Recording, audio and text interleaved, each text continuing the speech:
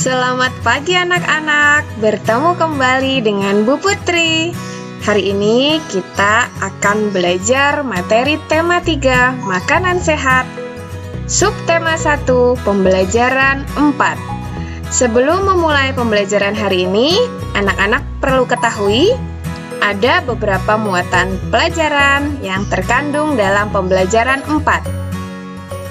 Ada muatan PPKN, materi keragaman sosial budaya masyarakat, muatan bahasa Indonesia, analisis iklan, muatan IPS, menganalisis bentuk-bentuk interaksi manusia. Mari kita masuk ke pembelajaran hari ini. Siti, ternyata tidak hanya buah-buahan yang bermanfaat untuk tubuh kita. Sayuran pun memiliki manfaat yang luar biasa loh. Lani, aku lebih suka wortel dibandingkan dengan sayuran lainnya. Siti, oh ya? Mengapa kamu lebih suka wortelan? Lani, tentu saja aku lebih suka wortel, karena wortel mengandung vitamin A yang tinggi. Wortel ini sangat baik untuk mataku. Siti, oh iya juga ya Lan, aku ingin lebih tahu tentang wortel dan petani wortel. Anak-anak, siapa yang seperti Lani suka dengan sayuran wortel? Wortel adalah jenis sayuran. Anak-anak, dari mana sayur kita dapatkan? Sayur kita dapatkan dari kebun-kebun yang menanam sayur. Siapa yang menanam sayur? Yang menanam sayur adalah para petani sayur. Apakah peranan petani bagi kehidupan kita? Peranan petani bagi kehidupan kita sangat penting, karena dengan adanya petani, kita bisa mengonsumsi sayuran-sayuran dan buah-buahan untuk kebutuhan hidup kita sehari-hari. Bagaimana cara petani sayur memanfaatkan lingkungan hidup?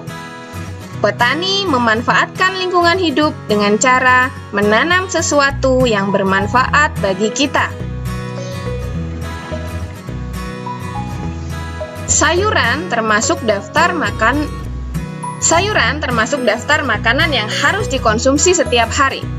Seperti halnya buah-buahan, sayuran juga menyuplai serat yang sangat dibutuhkan oleh tubuh untuk memperlancar proses pencernaan. Banyak sekali jenis sayuran yang dapat kita pilih untuk dikonsumsi, baik untuk dimasak, dimakan sebagai lalap, maupun dibuat menjadi jus. Dibuat seperti apapun, kita masih tetap bisa merasakan manfaat sayuran bagi kesehatan kita.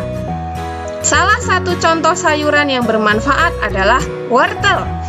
Wortel baik untuk kesehatan mata karena memiliki vitamin A dan beta-karoten yang tinggi. Lalu, seperti apakah kegiatan petani wortel yang berada di balik tanaman yang berkhasiat ini? Gede Suwardana adalah salah satu petani wortel di Desa Batunya, Kabupaten Tabanan, Bali, yang membudidayakan wortel jenis lokal. Suwardana memaparkan, selama masa tanam, para petani rutin memberikan pupuk pada awal masa tanam. Menurutnya, pemberian pupuk di awal masa tanam sangat berpengaruh terhadap perkembangan tanaman. Pupuk yang mereka gunakan adalah pupuk organik. Hasil pertanian wortel lokal juga tidak mengecewakan. Gede Suwardana menjelaskan bahwa ia mampu memperoleh omset sebesar 2 juta rupiah per bulan dengan harga jual per kilogram sebesar Rp7.000. Untuk pemasaran, Suwardana menjelaskan bahwa ia membawa wortel-wortelnya tersebut ke pasar Baturiti, Tabanan. Di sana ia bertemu dengan pengepul sayur yang kemudian mendistribusikan wortel-wortelnya ke beberapa daerah di Pulau Bali. Dalam dunia pertanian, ada 3 pihak yang selalu bekerja sama, yakni pemasok, petani yang bersangkutan, dan distributor yang membeli sayur mayur atau buah-buahan dari petani. Ada pula penjual sayur yang secara langsung membeli sayuran dari petani dan menjualnya secara berkeliling. Apakah di daerah tempat tinggal kalian ada penjual sayuran keliling? Berdasarkan bacaan di atas, identifikasikan. Pertama, interaksi manusia dengan lingkungan alam sekitarnya.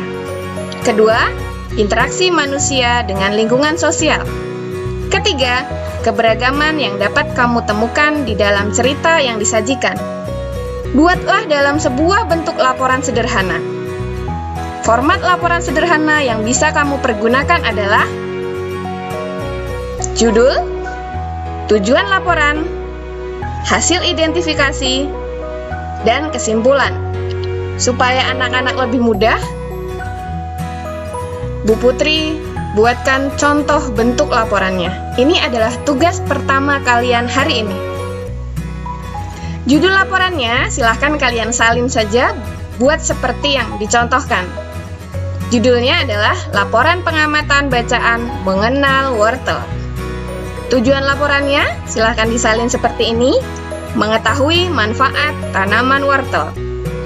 Untuk hasil pengamatannya, anak-anak perlu menuliskan tentang interaksi manusia dengan lingkungan alam sekitar, interaksi manusia dengan lingkungan sosial, serta keberagaman yang dapat kamu temukan di dalam cerita yang disajikan. Setelah selesai menulis hasil pengamatan, kalian tulis kesimpulannya. Tulis hasil kesimpulan bacaan yang baru saja kalian baca. Sudah jelas anak-anak? Anak-anak, tahukah kalian keberagaman yang tinggi dapat kita temukan di lingkungan pasar tempat para petani menjual hasil pangannya. Mengapa demikian? Hal ini dikarenakan pasar merupakan tempat bertemunya pedagang dan pembeli untuk melakukan kegiatan jual beli. Para penjual dan pembeli yang bertemu di pasar bisa berasal dari berbagai suku, agama, dan tingkat sosial ekonomi. Oleh karenanya, diperlukan rasa toleransi dan tenggang rasa yang tinggi agar kerukunan tetap terjaga. Kepedulian masyarakat Indonesia tentang toleransi terhadap keberagaman sudah semakin tinggi.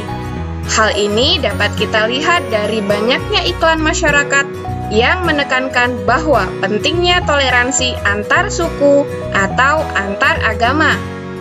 Hal ini menunjukkan bahwa iklan bukan hanya mampu dijadikan sebagai alat untuk mempromosikan barang atau jasa, tetapi juga sebagai alat untuk mempromosikan hal-hal positif atau kegiatan-kegiatan yang bermanfaat bagi masyarakat. Berikut adalah beberapa contoh iklan masyarakat yang berkaitan dengan kehidupan bermasyarakat, keberagaman adat istiadat, suku bangsa, dan agama. Anak-anak, perhatikan contoh iklan. Di dalam gambar ada sapu lidi. Sebatang lidi jadi lebih kuat bila menjadi sapu. Sebuah bangsa jadi kuat bila tetap bersatu. Mari bersatu untuk maju. Iklan yang pertama. Kemudian iklan yang kedua ada gambar beberapa anak-anak yang mengenakan pakaian yang berbeda. Ini menunjukkan bahwa mereka memiliki latar belakang yang berbeda. Kedamaian ada ketika kita mau menerima perbedaan. Rayakan perbedaan dengan kebersamaan. Anak-anak, sekarang kita ke bagian tugas kedua. Tadi anak-anak sudah melihat ada dua iklan. Iklan yang pertama tentang sapu lidi. Nah, tugas kalian adalah menganalisis iklan. Kalian tulis kalimat iklannya. Salin kalimat iklannya. Mana yang merupakan kalimat iklan? Silahkan ditulis. Kemudian kata-kata kunci. Sudah Bu Putri bantu tuliskan di sini. Kata-kata kunci pada iklan ini adalah mari bersatu untuk maju. Analisis gambarnya, silahkan. Analisis. Apakah gambarnya sesuai dan menarik? Jika iya, jelaskan. Jika tidak, jelaskan juga alasannya apa. Itu tugas bagian 1. Sekarang kita ke bagian 2, yaitu iklan yang kedua. Sama seperti sebelumnya, analisis kalimat iklan, kata-kata kunci, dan gambar. Kalimat iklannya silahkan salin kalimat iklannya. Untuk kata-kata kuncinya sudah Bu Putri bantu tuliskan, yaitu menerima perbedaan. Silahkan analisis juga gambar yang ada pada iklan tersebut. Sudah jelas ya anak-anak? Itu tugas kedua kalian hari ini. Anak-anak, gambar iklan yang kamu amati menyampaikan pesan tentang bersatu dalam keberagaman. Apakah dalam lingkungan sekolahmu terdapat keberagaman adat istiadat?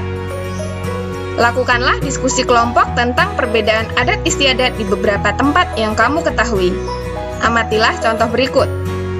Jadi, anak-anak nanti silahkan baca beberapa contoh, diskusikan bersama orang tuamu, saling berbagi informasi, dan juga berbagi cerita.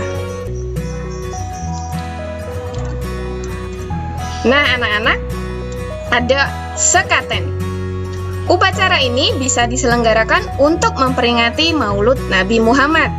Setiap tahunnya, sekaten diselenggarakan di alun-alun utara Keraton Yogyakarta dan dihadiri oleh ribuan warga Yogyakarta maupun wisatawan. Tak heran, tradisi yang satu ini juga menjadi daya tarik tersendiri sehingga mengundang banyak wisatawan untuk menyaksikan secara langsung. Yang kedua, ada Mangongkalholis dari Sumatera Utara. Hingga saat ini, masyarakat Batak masih melestarikan adat Mangongkalholi. Tradisi ini merupakan sebuah upacara untuk menggali kuburan yang telah lama, kemudian mengambil tulang belulang mayat dan memindahkannya ke kuburan baru. Berdasarkan kepercayaan masyarakat Batak, yang sudah meninggal tidaklah benar-benar tiada. Mereka menuju ke suatu proses yang lebih sempurna, yaitu alam yang lebih abadi. Para arwah juga dapat dengan berkumpul dengan anggota keluarga lain yang telah meninggal. Adat yang telah dilaksanakan secara turun-temurun ini juga terkadang diikuti dengan pembuatan tugu marga. Selanjutnya ada Nganggung dari Bangka Belitung. Adat istiadat yang berasal dari Provinsi Bangka Belitung ini diselenggarakan untuk memperingati hari besar Islam seperti Isra Mi'raj, Maulid Nabi, atau menyambut tamu penting. Dalam acara nganggung, warga masyarakat harus membawa dulang yang berisi makanan ke masjid. Sebelum menyantap, isi dulang akan didoakan terlebih dahulu oleh tokoh agama sekitar. Selanjutnya ada Maceratasi dari Kalimantan. Tradisi Maceratasi juga masih dipertahankan oleh masyarakat Kalimantan hingga saat ini. Upacara ini melibatkan prosesi penyembelihan hewan kurban seperti kambing, kerbau, atau ayam. Proses penyembelihan dilakukan di laut dan darahnya dibuang ke laut sebagai simbol pemberian darah untuk kehidupan laut. Tujuan diselenggarakannya tradisi ini adalah agar mendapat hasil laut yang melimpah. Anak-anak, apakah kalian pernah melihat gambar seperti ini? Ini adalah upacara ngaben. Ngaben merupakan upacara pembakaran jenazah yang merupakan warisan leluhur dan telah dilakukan sejak ratusan tahun silam di Bali. Masyarakat Hindu Bali percaya bahwa dengan membakar jenazah, roh leluhur menjadi suci dan mereka bisa beristirahat dengan tenang. Upacara ngaben membutuhkan biaya yang tidak sedikit. Hal ini karena ngaben melibatkan orang dalam jumlah besar dan panggung pembakaran. Anak-anak, selanjutnya ada bacaan yang berjudul Pesona Tanah Toraja. Kalau kalian melihat gambar yang ada di sebelah sini, kalian tentu merasakan keindahannya ya. Sebagai salah satu tempat yang terindah di Indonesia, Tanah Toraja di Sulawesi Selatan yang menyimpan begitu banyak pesona alam dan adat istiadat yang unik dan sangat menarik untuk dinikmati. Berkat kekayaan budayanya yang luar biasa, Tanah Toraja bahkan dimasukkan ke dalam daftar sementara warisan dunia oleh UNESCO di tahun 2004. Adalah sebuah upacara kematian yang dinamakan Rambu Solo yang merupakan upacara mengantarkan sanak keluarga yang telah meninggal dunia ke alam baka. Upacara ini biasanya dilangsungkan secara meriah selama berhari-hari serta melibatkan seluruh penduduk desa. Anak-anak, kita sudah belajar beberapa macam adat istiadat yang ada di Indonesia. Mudah-mudahan anak-anak semakin tahu dengan budaya yang ada di negara ini sehingga menjadi lebih cinta dengan bangsa dan negara Indonesia. Anak-anak, kita sudah berada di akhir pembelajaran 4. Semoga bermanfaat. Jangan lupa kerjakan tugasnya dengan baik. Kirimkan tugas kepada guru kelas kalian masing-masing. Sampai bertemu pada pembelajaran berikutnya. Sampai jumpa.